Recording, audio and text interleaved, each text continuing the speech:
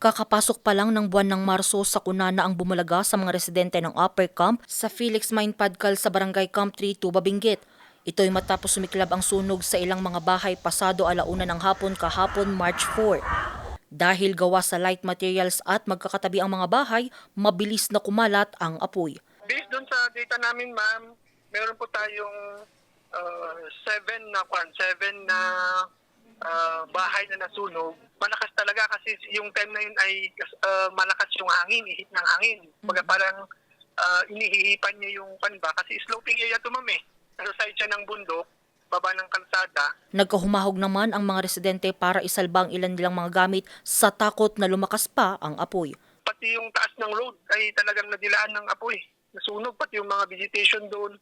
Buti nga hindi inabot yung kabahayan doon, ma'am eh. Yung mga gutters lang ang nadilaan. Nasa humigit kumulang 576,000 pesos ang tinatayang iniwang pinsala ng sunog at wala namang nasugatan o nasawi sa insidente.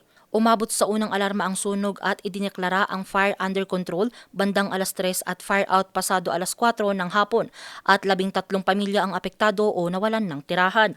Muli namang nagpaalala ang Tuba Fire Station sa publiko ngayong Fire Prevention Month. Araw-araw talaga namin gustong ipaalala sa publiko na kung pwede ay maging vigilant tayo with regards to dun sa mga causes ng fire.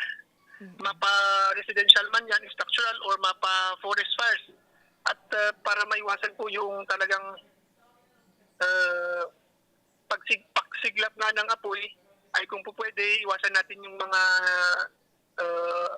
common na causes ng fire, ma'am. Magsasagawa pa ng malalimang investigasyon ang BFP sa naging mitsa ng apoy. Ito na ang pangatlong sunog na naitala sa bayan ngayong taon. Angel Arquero, RNG News.